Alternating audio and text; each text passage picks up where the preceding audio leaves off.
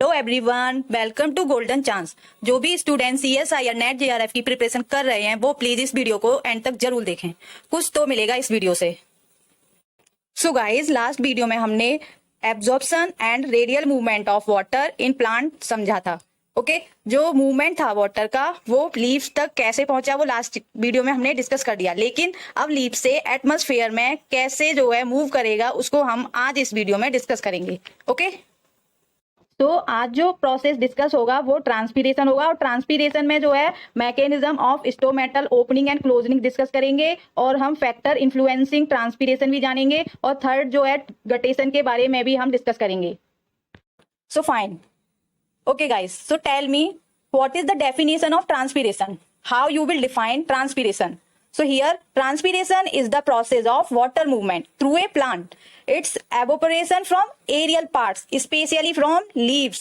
Guys, हमने बचपन से अभी तक यही डेफिनेशन पढ़ी है कि जो लीव्स से जो वाटर एवोपरेट होकर बाहर निकल जाता है उसको बोलते हैं ट्रांसपीरेशन। लेकिन सिर्फ लीव्स से ही बाहर नहीं निकलता, और भी ऐसे पार्ट हैं जहां से जो है वाटर एवोपरेट होता है। तो आज हम जानेंगे और कौन कौन से पार्ट होते हैं इसके। ट्रांसपीरेशन के कई सारे टाइप्स होते हैं, तो उन सारे टाइप्स को हम एक एक करके डिस्कस करेंगे। So here you can C types of transpiration. पहला टाइप होता है cuticular, lenticular and stomatal. Guys, यहाँ पर जो है ट्रांसपीरेशन जो होता है उस वाटर का जो एवोपरेशन होता है वो अलग अलग सेल से अलग अलग अमाउंट में एवोपरेशन होता है वाटर का। सभी सेल्स जो हैं एक ही अमाउंट में एवोपरेट नहीं करती हैं वाटर को। तो हम समझेंगे यहाँ पर जो लेंटी सेल्स है, दिस वन, लेंटी सेल्स जो है कितने परसेंट अमाउंट वाटर का ट्रांसपायर करती हैं, 0.1% ओनली। सबसे कम जो ट्रांसपायर होता है वाटर वो लेंटी सेल से होता है। सेकंड है क्यूटिन, क्यूटिन को बोलते हैं क्यूटिकुलर ट्रांसपीरेशन, मतलब क्यूटिन जो प्रेजेंट होती है लीव्स के ऊपर, अगर वहां से वाटर का एवोपरेशन हो रहा है तो उसको बोलेंगे क्यूटिकुलर ट्रांसपीरेशन। ये कितने परसेंट ट्रांसपायर करती है वाटर का, 3 to 10%। एंड थर्ड है स्टोमेटल ट्रांसपीरेशन। ओके, ये सबसे ज्यादा जो है ट्रांसपीरेशन जो होता है वाटर का वो 90% होता है through stomata. Okay, so guys, ये तीनों जो हैं आपको पता होने चाहिए। एग्जाम में इस टाइप से क्वेश्चन बनता है कि जो है सबसे ज्यादा जो ट्रांसपायर करता है वो कौन सा जो है सेल्स के थ्रू ट्रांसपायर होती है वाटर का। तो सबसे ज्यादा स्टोमेटा के थ्रू होता है, सबसे कम लेंटिकुलर सेल्स होती के थ्रू होता है। तो 1 by 1 करके जो है इनके बारे में थोड़ा हम डायग्राम से देखते हैं कि क्यूटिकुलर कहाँ प्रेजेंट होता है, लेंटिकुलर कहाँ होता है, स्टोमेटल कहाँ होता है। ओके, सो हियर फर्स्ट है क्यूटिकुलर ट्रांसपीरेशन। इसकी डेफिनेशन यहाँ दे रखी है, loss of water through cuticle is known as cuticular transpiration. अब क्यूटिकल कहाँ प्रेजेंट होती है, आपको यहाँ डायग्राम में दिख रहा होगा कि ये जो ब्लू कलर की जो सबसे ऊपर वाली सेल्स हैं ये क्या है, क्यूटिकल की। अगर क्यूटिकल से जो है वाटर एवोपरेट होगा तो उसको बोलेंगे क्यूटिकुलर ट्रांसपीरेशन। नेक्स्ट है लेंटिकुलर ट्रांसपीरेशन।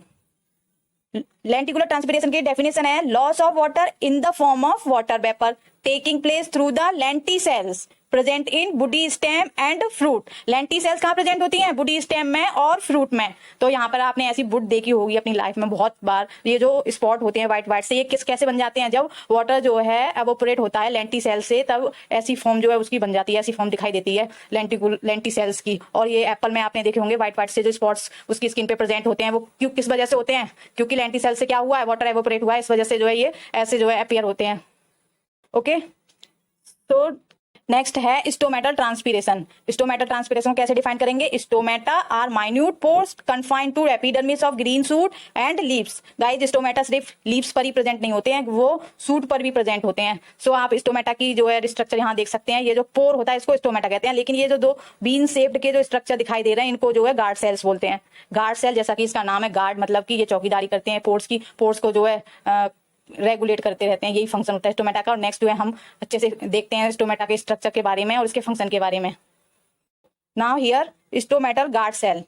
सो फर्स्ट पॉइंट है, there are 2 main types. Guys, जो गार्ड सेल्स होती हैं वो जो है सभी प्लांट स्पेसीज में एक जैसी नहीं होती हैं, डिफरेंट डिफरेंट टाइप्स की होती हैं। तो किस प्लांट में कैसी शेप की जो है गार्ड सेल्स प्रेजेंट होती हैं वो आप यहाँ पर देख सकते हैं। मोनोकोट एंड ग्रासेस, इसमें जो है किस टाइप की गार्ड सेल्स प्रेजेंट होती हैं, डम्बल शेप की। ओके, और उनके जो एंड्स होते हैं वो बल्बस होते हैं। पोर्स जो प्रेजेंट होता है वो लॉन्ग स्लिट होती है, लंबी लंबी सी स्लिट्स, आप देख सकते हैं कितनी लंबी सी स्लिट्स है। ओके, तो ये जो कैरेक्टरिस्टिक थे ये हो गए मोनोकोट और ग्रास में पाए जाने वाले गार्ड सेल्स के। ओके, ये जो है यहाँ से याद होना चाहिए कि मोनोकोट और ग्रासेस में किस टाइप के जो है गार्ड सेल्स मिलते हैं, यहाँ से क्वेश्चन आता रहता है। और सेकंड है the other is typical of dicot. Dicot के बारे में, डाइकोट में कैसे शेप्ड के गार्ड सेल मिलते हैं, किडनी शेप्ड के गार्ड सेल्स मिलते हैं। किडनी शेप के गार्ड सेल उसमें कैसा होता है, पोर्स एलिप्टिकल फॉर्म में। पार्ट बी के क्वेश्चन जो है यहीं से इसी टाइप के कभी कभी पूछ लिए जाते हैं। बहुत मतलब CSIR में जो है कभी कभी बहुत इजी क्वेश्चंस जो है पार्ट बी में मिल जाएंगे आपको, और गेट में एंड ICMR में तो ये जो है इसी टाइप के क्वेश्चन पूछे जाते हैं, बेसिक एकदम। Here alignment of cellulose microfibrils reinforce all plant cell walls. Guard cell में जो है माइक्रोफाइब्रिल प्रेजेंट होती हैं, आप इस डायग्राम में देख सकते हैं। ये है डंबल शेप्ड गार्ड सेल्स और इसके जो एंड्स हैं वो है बल्बस टाइप के। सो गाइज यहाँ पर जो है आप माइक्रोफाइब्रिल की रे, ये जो फाइबर से निकले हुए देख रहे होंगे डायग्राम में, इन्हीं को बोलते हैं माइक्रोफाइब्रिल।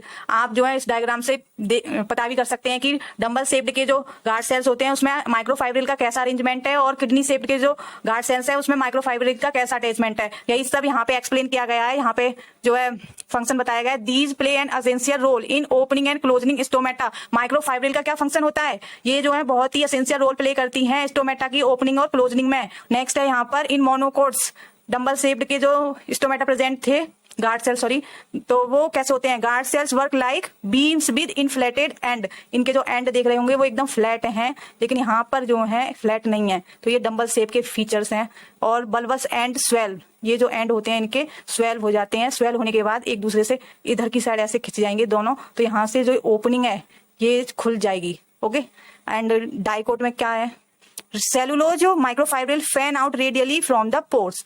यहाँ पर जो है आप देख सकते हैं इस डायग्राम में किडनी शेप्ड जो गार्ड सेल्स हैं, जो पोर्स से जो है सारी माइक्रोफाइब्रिल जो है बाहर की साइड रेडिएट हो रही हैं। ओके, तो जो अरेंजमेंट आ जाता है कि जो है कभी पूछ लेते हैं बहुत ही बेसिक में कि जो है किडनी शेप्ड में जो माइक्रोफाइब्रिल अरेंज होती हैं वो किस फॉर्म में होती हैं, वो रेडियल फॉर्म में होती हैं। और सेकंड पॉइंट यहाँ दे रखा है, cell girth is reinforce like a steel belted radial tyre. Okay, steel का जो रेडियल टायर होता है साइकिल में जो होता है उसी टाइप की तो दिखाई दे रही है ये।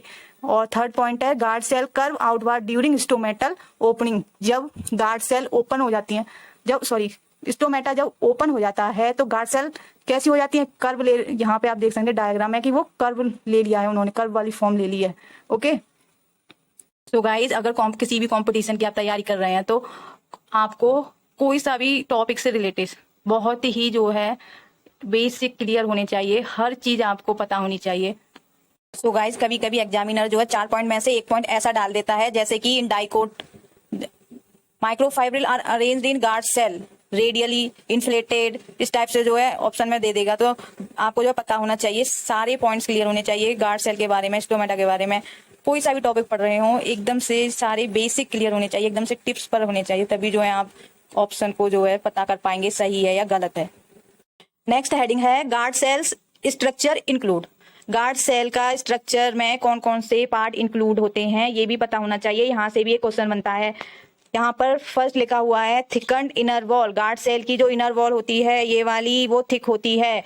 Inner wall are thick and outer wall are thin, और ये जो आउटर साइड की वॉल है वो थिन होती है। दूसरा और क्या प्रेजेंट होता है, रेडियल मिसलेशन मींस रेडियली जो है माइक्रोफाइब्रिल अरेंज्ड होते हैं। Cellulose microfibril radiate out around the circumference of the pore, इस टाइप से सारे माइक्रोफाइब्रिल अरेंज होते हैं। एंड थर्ड है bear chloroplast. This is very important point, हमें पता होना चाहिए कि जो गार्ड सेल होता है उसमें कौन कौन से ऑर्गेनेल्स प्रेजेंट होते हैं, mitochondria, Golgi body, chloroplast etcetera. तो हमें पता होना चाहिए क्लोरोप्लास्ट एंड वैक्यूल प्रेजेंट होते हैं। ओके, डायग्राम से यहाँ पर आप देख भी सकते हैं ग्रीन ग्रीन कलर के स्पॉट्स हैं। एग्जाम में जो है डायग्राम याद रह जाता है और थ्योरी जो है भूल जाते हैं, तो ज्यादा जो है डायग्राम से ही जो है समझा कीजिए। और सेकंड लास्ट पॉइंट है कनेक्टेड एंड टू एंड। यहाँ पे आप डायग्राम से देख सकते हैं कि दोनों ही गार्ड सेल जो हैं कनेक्टेड हैं end to end. One more thing guys एक और टर्म्स आती है स्टोमेटल कॉम्प्लेक्स। स्टोमेटल कॉम्प्लेक्स में कौन कौन से पार्ट इंक्लूड होते हैं ये भी पता होना चाहिए।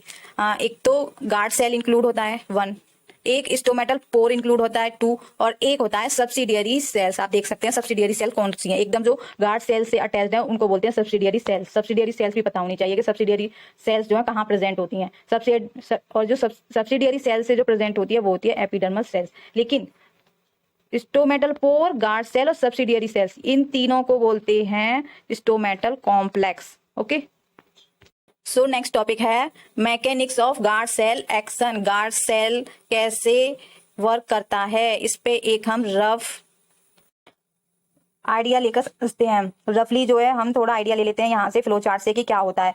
ओके, तो सबसे पहला आप देख सकते हैं increase in solute concentration in guard cell. Guard cell की में जो है सॉल्यूट कंसंट्रेशन बढ़ जाता है। जब सॉल्यूट कंसंट्रेशन बढ़ जाता है तो वाटर पोटेंशियल डिक्रीज हो जाती है।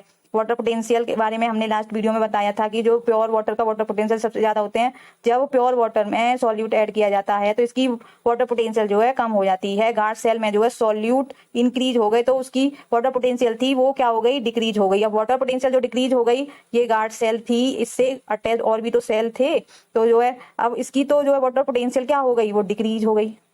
तो जो यहाँ इस सेल में जो वाटर प्रेजेंट था वो ज्यादा होगा, मींस वाटर पोटेंशियल इसकी क्या होगी, वाटर पोटेंशियल होगी। वाटर पोटेंशियल को हम जो है इसे रिप्रेजेंट करते हैं सिर्फ साइज से, तो इसकी ज्यादा होगी तो वाटर किधर से किधर मूव करता है, high water potential to low water potential. अब वाटर इसमें एंटर कर जाएगा, इसी को बोलते हैं एंडोऑस्मोसिस। एंडोऑस्मोसिस, वाटर इधर गया, अब तो वाटर सेल में जाते ही क्या करता था, एक प्रेशर एक्सर्ट करता था जिसको बोलते थे turgor pressure, increase turgidity. Turgidity increase करेगा तो ये जो इसके सेल्स है वो इधर प्रेशर एक्सर्ट करेगा, इस टाइप से डाउन शेप की हो जाएगी, कर्व ले लेगी एक और स्टोमेटा ओपन हो जाएगा। ओके, सो थोड़ा सा जो है वाटर पोटेंशियल वगैरह, एंडोस्मस क्या होती है, टर्जिडिटी क्या होती है, यहाँ से आपको आइडिया लग गया होगा थोड़ा सा, और ब्रीफली हम जो है नेक्स्ट आगे पढ़ेंगे इसके बारे में। ओके, सो अब आता है mechanism of stomatal opening and closing. Okay, so आप इस डायग्राम में देख रहे हैं यहाँ पर वाटर जो है गार्ड सेल के अंदर मूव कर रहा है। ओके, ये गार्ड सेल के अंदर क्यों जा रहा है, अभी हमने पढ़ा था कि जो है गार्ड सेल के अंदर सॉल्यूट का कंसंट्रेशन हाई हो गया। वाटर का जो मूवमेंट हो रहा है वो गार्ड सेल के अंदर क्यों हो रहा है, क्योंकि गार्ड सेल के अंदर सॉल्यूट का कंसंट्रेशन बढ़ गया। सॉल्यूट का कंसंट्रेशन बढ़ा कैसे, यहाँ आप देख रहे हैं ये डे टाइम का स्टोमेटा है, डे टाइम में ये ओपन हो गया, तो डे टाइम में ये ओपन क्यों हुआ है, सॉल्यूट का जो कंसंट्रेशन है वो गार्ड सेल में कैसे बढ़ा था। डे टाइम में हमने पढ़ा है फोटोसिंथेसिस का प्रोसेस होता है in the presence of sunlight. अब फोटोसिंथेसिस के प्रोसेस से ग्लूकोज का फॉर्मेशन होता है। ओके, तो ग्लूकोज क्या एक सॉल्यूट ही तो है, इस टाइप से है डे के समय गार्ड सेल के अंदर सॉल्यूट का कंसंट्रेशन बढ़ जाता है, इसलिए जो है वाटर जो है अंदर की साइड मूव करने लगता है। जब वाटर अंदर की साइड मूव करने लगेगा तो एक प्रेशर एक्सर्ट करेगा on the wall of guard cell, और आपको पता है कि गार्ड सेल की अंदर की जो मेम्ब्रेन होती है वो थिक होती है, बाहर की जो होती है वो थिन होती है। तो आप यहाँ पे एरो देख रहे होंगे कि जो ज्यादा जो प्रेशर एक्सपीरियंस करेगा वो थिन वॉल करेगी, थिन वॉल इस प्रेशर की वजह से कैसी हो जाएगी, डोम की शेप ले लेगी, डोम शेप कर्व हो जाएगी, और जिससे कि क्या होगा, ये इधर की साइड में जो है फोर्स अप्लाई करेगी, जिससे जो ओपनिंग है वो खुल जाएगी, मींस जो स्टोमेटा है वो ओपन हो जाएगा। डे टाइम में जो प्रोसेस डे टाइम में होता है गार्ड सेल के अंदर, वही प्रोसेस अब उल्टा हो जाता है नाइट के टाइम में, इसलिए सेल वहां पर कैसे हो जाती है, फ्लैसिड हो जाती है। फ्लैसिड कौन सी सेल को कहते हैं, जो कोई भी प्रेशर एक्सपीरियंस नहीं करती है उसको फ्लैसिड बोलते हैं। तो स्टोमेटा क्या हो जाएगा, क्लोज्ड हो जाएगा। सो गाइज, यहाँ आपने देखा कि लाइट की वजह से सॉल्यूट कंसंट्रेशन बढ़ रहा था, मींस लाइट का जो है स्टोमेटा की ओपनिंग क्लोजिंग में एक बड़ा ही रोल है। लेकिन जो लाइट भी कई टाइप की होती है, जैसे रेड लाइट, ब्लू लाइट, तो ब्लू लाइट है उसका भी रेस्पॉन्स जो है बहुत ही स्पेसिफिक होता है। ब्लू लाइट का क्या स्पेसिफिक रोल है in the opening and closing of stomata, वो हम नेक्स्ट स्लाइड में पढ़ेंगे। ओके, ब्लू लाइट के दो रोल होते हैं, एक तो होता है एक्टिवेशन ऑफ प्रोटॉन पंपिंग, यहाँ पर दे रखा है एक्टिवेशन ऑफ प्रोटॉन पंपिंग, और दूसरा रोल होता है synthesis of organic solutes. Okay, so सबसे पहले हम देखते हैं activation of proton pumping. So see this heading, activation of proton pumping, जैसा कि इसका नाम में ही है एक्टिवेशन हो रहा होगा प्रोटॉन पंप का। ओके, सो देखते हैं। Blue wavelength activate the hydrogen ion ATPase, hydrogen ion ATPase को ब्लू वेवलेंथ एक्टिवेट कर देती हैं। ओके, हाइड्रोजन आयन एटीपेज कहाँ प्रेजेंट होते हैं, present on plasma membrane of guard sales. Okay, ये पता होना चाहिए कि ब्लू जो लाइट होती है वो किस चीज के लिए रेस्पॉन्सिबल होती है, हाइड्रोजन आयन एटीपेज के एक्टिवेशन के लिए।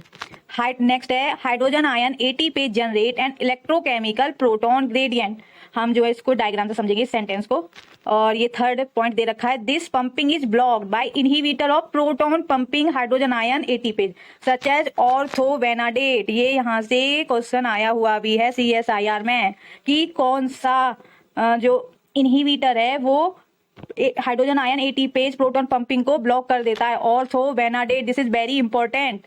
नेक्स्ट है carotenoid zeaxanthin act as a blue light photoreceptor in guard cell. Guys, guard cell में एक तो हाइड्रोजन आयन एटीपेज प्रेजेंट होता है और दूसरा जो प्रेजेंट होता है रिसेप्टर, वो क्या होता है, ये तो hydrogen ion ATPase transport protein थी। ओके, लेकिन एक फोटो रिसेप्टर भी प्रेजेंट होता है जिसका नाम है जियाजेंथिन। कैरोटिनॉइड जियाजेंथिन। वो ब्लू लाइट फोटो रिसेप्टर है, सिर्फ ब्लू लाइट को ही जो है रिसेप्ट करता है, मतलब कि ब्लू लाइट सेंसिटिव है वो जियाजेंथिन जो है। Excitation of zeaxanthin start signal transduction.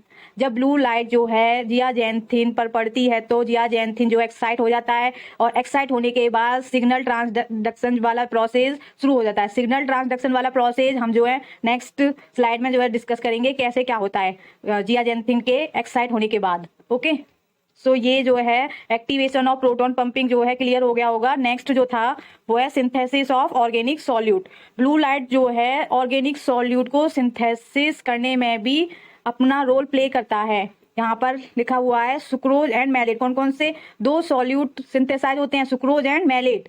Biosynthesis in guard cell cytoplasm also stimulates.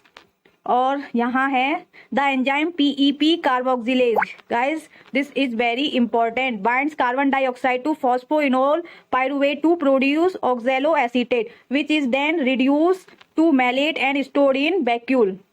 जो एंजाइम है पेप कार्बोक्सिलेज, इसका क्या फंक्शन है? इसके नाम से पता चल रहा है कि कार्बन डाइऑक्साइड ओके उसको बाइंड करता है किससे? फॉस्फोइनोल पाइरुवेट से। और जब कार्बन डाइऑक्साइड फॉस्फोइनोल पाइरुवेट से बाइंड हो गई तो क्या प्रोड्यूस हुआ? ऑक्सैलो एसीटेट, है ना। अब ऑक्सैलो एसीटेट क्या है? Which is then reduced to malate and stored in vacuole. ये जो ऑक्सैलो एसिड है रिड्यूस होने के बाद मैलेट में बदल जाएगा, और मैलेट क्या होगा? वैक्यूल में जाके स्टोर हो जाएगा। गाइज यहाँ के सारे पॉइंट बहुत ही इंपॉर्टेंट है, हर पॉइंट में से क्वेश्चन बनता है। ये सबसे ज्यादा इंपॉर्टेंट है, this one, this and this. Okay, so you should know all these points. And next जो है इन सारे पॉइंट्स को थोड़ा और डिस्क्राइब करते हैं। Okay, so here you can C in this diagram, ये गार्ड सेल है। गार्ड सेल के अंदर जो है क्लोरोप्लास्ट प्रेजेंट है। क्लोरोप्लास्ट क्या करेगा? क्या फंक्शन होता है क्लोरोप्लास्ट का? फोटोसिंथेसिस का। फोटोसिंथेसिस होगा। फोटोसिंथेसिस से क्या प्रोड्यूस होता है? ग्लूकोज। और ग्लूकोज जो है ग्लाइकोलाइसिस वाली प्रोसेस से पेप में कन्वर्ट हो जाएगा। पेप क्या है? यहाँ पर दे रखा है फॉस्फोइनोल पाइरुवेट। गाइस जब ग्लाइकोलाइसिस की जो एक साइकिल पढ़ेंगे तो वहां पर आप देखेंगे कि ग्लूकोज कैसे पेप में कन्वर्ट हो जाता है। अब उसी टाइप से जब पेप में यहाँ पे कन्वर्ट हो जाएगा ग्लूकोज, तो फिर पेप क्या है? CO2 को लेकर किस में कन्वर्ट हो जाता है? पेप जो है, पेप से CO2 जो है बाइंड कर जाएगा, और वो किस में कन्वर्ट हो जाएगा? ऑक्सैलो एसिटिक एसिड में। ऑक्सैलो एसिटिक एसिड किस में रिड्यूस हो जाता है? मैलेट में। मैलेट क्या है? एक एसिड है, मैलिक एसिड भी बोल सकते हैं उसको। और मैलेट वैक्यूल में एंटर कर जाता है। Okay, so guys one more thing, जो ये पाथवे हमने पढ़ा यहाँ से लेके यहाँ तक मैलेट फॉर्मेशन तक, ये जो है तभी होता है जब क्लोरोप्लास्ट जो है ब्लू लाइट को परसीव करता है। ओके, तभी जो है मैलेट का फॉर्मेशन हो सकता है। अगर ब्लू लाइट नहीं अवेलेबल होगी तो ये प्रोसेस वहां होगा नहीं, उस सेल के अंदर होगा नहीं, मैलेट का फॉर्मेशन वहां पर स्टॉप हो जाएगा। और हमने अभी अभी देखा था कि जो जियाजेंथिन था फोटो रिसेप्टर जो प्रेजेंट था, वो एक सिग्नल ट्रांसडक्शन कैस्केड को स्टार्ट कर देता है। सिग्नल ट्रांसडक्शन कैस्केड होता क्या है? उसमें जो सीरीन थ्योरिन काइनेज प्रेजेंट है, सीरीन थ्रियोनिन काइनेज साइटोसोल में प्रेजेंट होता है। सीरीन थ्रियोनिन काइनेज क्या होता है? ये एक तरह का एंजाइम है जो कि क्या करता है, ये जो हाइड्रोजन आयन के ATPase देख रहे हैं, ये जो ट्रांसपोर्ट प्रोटीन है सर्किल में येलो से कलर की, ये hydrogen ion ATPase transport protein है। अब हाइड्रोजन आयन ATPase को सीरीन थ्रियोनिन काइनेज जो है फॉस्फोराइलेट कर देंगे, और फॉस्फोराइलेशन के बाद ये ट्रांसपोर्ट प्रोटीन एक्टिवेट हो जाती है। जब हाइड्रोजन आयन ATPase एक्टिवेट हो जाता है, उसके बाद क्या होता है? जो स्टार्च प्रेजेंट होता है, जो स्टार्च फॉर्म हुआ है फोटोसिंथेसिस के बाद सेल में जो है स्टोर्ड फॉर्म में जो प्रेजेंट होता है स्टार्च, उसका ब्रेक डाउन हो जाता है, और वो किसमें कन्वर्ट हो जाता है? मैलेट में। ओके, मैलेट की जो सिंथेसिस हो रही है, एक तो ये वाला हमने पाथवे देखा मैलेट की सिंथेसिस का, और दूसरा जो मैलेट सिंथेसिस होता है वो स्टार्च के ब्रेक डाउन से होता है। गाइस मैलेट फॉर्म होने के बाद वैक्यूल में एंटर कर गया था। ओके, सो मैलेट क्या था? एक मैलिक एसिड था ना, तो जो वैक्यूल में एंटर करने के बाद जो है इसको कैसा बना देगा? वैक्यूल को हाईली एसिडिक। ओके, और आप यहाँ पे देख सकते हैं कि हाइड्रोजन आयन गार्ड सेल के अंदर से बाहर की साइड मूव हो रहे हैं, जिससे ये जो मेम्ब्रेन थी इसकी जो आयन की जो एक ऑस्मो रेगुलेशन बना हुआ था वो क्या हो गया? डिसबैलेंस हो गया। ओके, अब हाइड्रोजन आयन बाहर जाएंगे तो मेम्ब्रेन हाइपरपोलराइज हो गई। इसको बैलेंस करने के लिए जो पोटेशियम आयन ट्रांसपोर्ट प्रोटीन होती हैं, पोटेशियम आयन चैनल जो होते हैं वो ओपन हो जाएंगे। अब पोटेशियम क्या होगा, अंदर जाने लगेगा। इस आयन को बैलेंस करने के लिए, हाइपरपोलराइजेशन वाली कंडीशन को बैलेंस करने के लिए। सो गाइस, अब वाटर जो है, सॉरी, जो सॉल्यूट जो था, मैलेट जो सॉल्यूट था वो वैक्यूल में एंटर कर गया। वैक्यूल में पहले सिर्फ वाटर प्रेजेंट था, अब ये सॉल्यूट एंटर कर गया तो वैक्यूल की जो वाटर पोटेंशियल है वो क्या हो गई, डिक्रीज हो गई। ओके, अब क्या होगा, डिक्रीज हो गई तो इसमें जो है वाटर अंदर की साइड मूव करेगा तो यहाँ पे क्या होगा, टर्गर प्रेशर जनरेट होगा।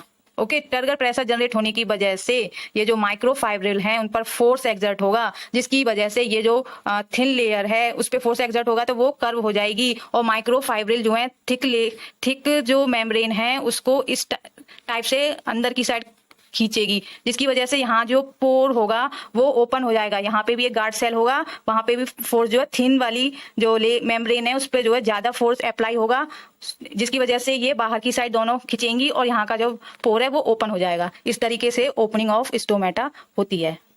I hope opening of stomata के बारे में सबको अच्छे से क्लियर हो गया होगा। अब बात आती है कि क्वेश्चन कहाँ से बनते हैं। इसमें बहुत सारे क्वेश्चन बन रहे हैं गाइज। एक तो क्वेश्चन यहीं से बनना है कि कौन से आयन बाहर निकलते हैं, कौन से आयन अंदर जाते हैं जब स्टोमेटा ओपन होता है। उस कंडीशन में ओपनिंग के लिए कौन से आयन बाहर निकलते हैं, कौन से आयन अंदर जाते हैं। तो आप देख सकते हैं पोटेशियम आयन भी अंदर जा रहे हैं, क्लोराइड आयन भी अंदर जा रहे हैं। और जो मैलेट फॉर्म हुआ है वो कैसे फॉर्म हुआ है, ये सारे स्टेप्स पता होना चाहिए। और जो ऑक्सीजन को ऐड किया था पीईपी, फॉस्फोइनोल पाइरूवेट से कार्बन डाइऑक्साइड जो ऐड हुई थी वो किस एंजाइम ने की थी, पेप कार्बोक्सिलेज एंजाइम में। लास्ट वाली स्लाइड में हमने डिस्कस किया था। Okay, so now move to the next topic. Here you can see signal transduction cascade for the blue light response of guard cell comprise. Guys, ये मैंने जो है कैसे कैसे जो है स्टेप बाय स्टेप जो ओपनिंग हो रही थी स्टोमेटा की, वो उसमें जो कौन कौन से स्टेप इन्वॉल्व हुए मैंने जो है इसको एक फ्लो चार्ट से समझाया गया है। बुक में बहुत सारी थ्योरी है, आपको जो है थ्योरी देख के नींद आने लगेगी, तो इसलिए मैंने जो है थोड़े इंपॉर्टेंट जो पॉइंट्स के फ्लो चार्ट बना के इसमें डाला हुआ है। सो गाइज, यहाँ से फर्स्ट जो है पॉइंट हम देख सकते हैं। सबसे पहले क्या हुआ था, एक्शन ऑफ प्रोटॉन पंपिंग, है ना। फिर क्या हुआ था, ब्लू जो वेवलेंथ थी वो क्या करती है, activate the hydrogen ion ATPase present on the plasma membrane of guard cell. Okay, सबसे पहले जो है ब्लू लाइट ने हाइड्रोजन आयन एटीपेज जो प्रेजेंट था प्लाज्मा मेम्ब्रेन पर उसको एक्टिवेट कर दिया। हाइड्रोजन आयन एटीपेज एक्टिवेट हो गया तो फिर क्या हुआ, signal transduction and activation of serine threonine kinase, ये एक्टिवेट हो गई serine threonine kinase. Serine threonine kinase का क्या फंक्शन होता है, activation of hydrogen ion ATPase present on guard cell membrane, starch breakdown and malate synthesis. तो serine threonine kinase जो है, यहाँ से एक चीज मिसिंग हो गई है, जो हाइड्रोजन आयन एटीपेज मेम्ब्रेन पर प्रेजेंट हैं उसको जो है फॉस्फोराइलेट कर देती है, मतलब फॉस्फेट ग्रुप को ऐड कर देती है हाइड्रोजन आयन एटीपेज से, जिसकी वजह से वो एक्टिवेट हो जाता है। एक्टिवेट होने के बाद वो जो है स्टार्च का ब्रेक डाउन करेगा और मैलेट की सिंथेसिस होगी। फिर ये दोनों मैलेट सिंथेसाइज हो गया, फिर क्या होगा, membrane hyperpolarization and apoplast acidification which result in activation of potassium ion channels. Okay, potassium ion channel जो है एक्टिवेट हो जाते हैं हाइपर पोलराइजेशन की वजह से। मेम्ब्रेन जो है हाइपर पोलराइज हो जाती है, उसको बैलेंस करने के लिए potassium ion and chloride ion ये दोनों ही एक्टिवेट हो जाते हैं। फिर क्या होगा, decrease in potential of guard cells, subsequent increase in turgor pressure due to endosmosis. ये वाली चीज मैंने आपको बता दी थी डायग्राम में कि कैसे जो है टर्गर प्रेशर की वजह से गार्ड सेल जो है के जो माइक्रोफाइब्रिल हैं वो स्ट्रेच हो जाते हैं और फाइनली स्टोमेटा ओपन हो जाता है। ओके, सो आई होप आपको अच्छे से क्लियर हो गया होगा opening of the stomata. Okay fine, so now come to the next topic that is factors influencing transpiration. बहुत सारे फैक्टर्स हैं जो कि ट्रांसपीरेशन को अफेक्ट करते हैं, जैसे कि लाइट है। लाइट के टाइम में जो है ट्रांसपीरेशन बहुत ज्यादा होता है, आपने भी देखा होगा जब धूप पड़ती है तभी तो फोटोसिंथेसिस होगा और जो है प्लांट जो है वहां मुरझा जाता है डे के टाइम में जब बहुत ज्यादा धूप होती है, क्योंकि वहां से वाटर मॉलिक्यूल बहुत सारे एवोपोरेट हो जाते हैं। इसलिए मींस लाइट क्या करता है, ट्रांसपीरेशन को इंक्रीज करता है। टेम्परेचर भी गर्मी से ट्रांसपीरेशन इंक्रीज होता है, लेकिन ह्यूमिडिटी से ट्रांसपीरेशन जो है डिक्रीज होता है। बारिश के टाइम में कितनी सारी ह्यूमिडिटी होती है, उस टाइम जो है ट्रांसपीरेशन डिक्रीज हो जाता है। और विंड से भी इंक्रीज होता है ट्रांसपीरेशन। सॉइल वाटर पे डिपेंड करता है। सॉइल वाटर में बहुत ज्यादा वाटर अवेलेबल होगा तो वहां ट्रांसपीरेशन इंक्रीज हो जाएगा। सॉइल में वाटर अवेलेबल नहीं होगा तो ट्रांसपीरेशन डिक्रीज हो जाएगा। ये सारी जो फैक्टर्स हैं हम जो अपनी डेली लाइफ में देखते रहते हैं, वैसे भी ज्यादा एक्सप्लेन करने की जरूरत नहीं है। और इंटरनल फैक्टर भी होते हैं, यहाँ पर आप देख सकते हैं ये इंटरनल फैक्टर्स पर भी डिपेंड करता है ट्रांसपीरेशन। फॉर एग्जाम्पल स्टोमेटा का जितना ज्यादा नंबर होगा उतना ही वाटर जो है पेपर की फॉर्म में एलिमिनेट हो जाएगा लीफ से। ओके, तो नंबर ऑफ स्टोमेटा पर भी डिपेंड करता है ट्रांसपीरेशन का रेट। एंड सेकंड है लीफ एरिया। अब लीफ एरिया जितना ज्यादा होगा, लीफ का एरिया जितना ज्यादा एक्सपोज्ड होगा टू द एनवायरमेंट, तो जो है वहां पर ट्रांसपीरेशन का रेट बढ़ जाएगा। और थिकनेस ऑफ क्यूटिकल, क्यूटिकल अगर थिक होगी तो वहां पर ट्रांसपीरेशन कम होगा, क्योंकि वाटर के मॉलिक्यूल को मूव करने के लिए जो है थोड़ा फोर्स अप्लाई करना पड़ेगा। बहुत ही इजीली से वहां से जो है वाटर मॉलिक्यूल मूव नहीं कर पाएंगे थिकनेस की वजह से। डिस्ट्रीब्यूशन ऑफ स्टोमेटा, अगर स्टोमेटा जो है लीफ की लोअर साइड पे प्रेजेंट होगा, लोअर साइड पे होगा तो जो सन लाइट होगी वो जो है डायरेक्ट जो उस पर पड़ेंगी नहीं स्टोमेटा पर, जो ट्रांसपीरेशन रेट है वो क्या हो जाएगा, कम हो जाएगा। ओके, तो ये जो ट्रांसपीरेशन रेट है वो डिस्ट्रीब्यूशन ऑफ स्टोमेटा पर भी डिपेंड करता है। ओके, तो ये सारे पॉइंट्स जो है आपने बहुत बार पढ़े होंगे, तो मैंने जो है थोड़ा थोड़ा जो है आइडिया दे दिया है। आई होप आपको जो है अच्छे से क्लियर हो गया होगा। नाउ नेक्स्ट टॉपिक है गटेशन। सो गटेशन क्या होता है, how will you define guttation. यहाँ पर इसकी डेफिनेशन दे रखी है, exudation of xylem shape in the form of liquid droplet from the tip और एजेज ऑफ लीव्स। गाइस, जो लीव्स होती है ये, तो जो टिप होती है लीफ की, यहाँ पे तो आपने ड्रॉप देखी होगी यहाँ से कभी लीफ से निकलती हुई, तो इसी को बोलते हैं गटेशन। अब ये जो ड्रॉप है वो वेन से निकली हुई है यहाँ से, और वेन में जो है सॉलिड मॉलिक्यूल्स भी प्रेजेंट है, तो ये जो ड्रॉप्स है वो एकदम वाटर वेपर की तरह प्योर नहीं होगी। ओके, सो यहाँ पे जो है नीचे गटेशन एंड ट्रांसपीरेशन, इन दोनों में डिफरेंस भी दे रखे हैं, तो एक बार देखते हैं थोड़ी जल्दी जल्दी। अकर्स थ्रू हाइडाथोड्स, ये किससे अकर होते हैं, अकर इन स्टोमेटा क्यूटिकल लेंटिसेल्स। ओके, सो यहाँ से क्लियर हो गया होगा, ये ध्यान रखना है कि ये किससे अकर होता है, हाइडाथोड से। और सेकंड है water comes out in the form of water droplet, water की ड्रॉपलेट ही बन जाती है पूरी, लेकिन यहाँ पर water comes out in the form of water vapour. Okay, third point है water is not pure contains solute. Guttation में जो प्योर वाटर नहीं होता है उसमें सॉल्यूट भी प्रेजेंट होते हैं, लेकिन जो वाटर वेपर जो निकल रही है ट्रांसपीरेशन के थ्रू, जो वाटर वेपर की फॉर्म में जो वाटर जो है एवोपरेट हो रहा है, तो वो कैसा वाटर होता है, एकदम प्योर होता है, उसमें कोई सॉल्यूट प्रेजेंट नहीं होता है ना। फोर्थ है it takes place mostly in herbaceous plant. It is a, यहाँ पर देखिए, it is a universal process occurring in all plant. Transpiration का जो प्रोसेस है वो सभी प्लांट्स में अकर होता है, लेकिन गटेशन जो है सिर्फ हर्बेसियस प्लांट्स में ही पाया जाता है। और सबसे लास्ट पॉइंट बहुत ज्यादा इंपॉर्टेंट है, it occurs due to root pressure. और ट्रांसपीरेशन का जो प्रोसेस है वो उसमें कोई रूट प्रेशर का इन्वॉल्वमेंट नहीं होता है। ओके, सो ये सारे पॉइंट्स बहुत इंपॉर्टेंट थे गटेशन और ट्रांसपीरेशन के बारे में। आई होप गाइज आप सभी को ये टॉपिक जो है बहुत अच्छे से क्लियर हो गया होगा। Thank you for watching my video. One more thing guys, last की वीडियो में और इस वीडियो में हमने जो है absorption and radial movement of plant ये पूरा फिनिश कर लिया है। इससे रिलेटेड अब 20 या 25 क्वेश्चन की मैं एक और वीडियो बनाने वाली हूँ, उसमें सिर्फ क्वेश्चन होंगे सिर्फ इसी टॉपिक से related. So guys keep watching my videos and good luck for your exam preparation.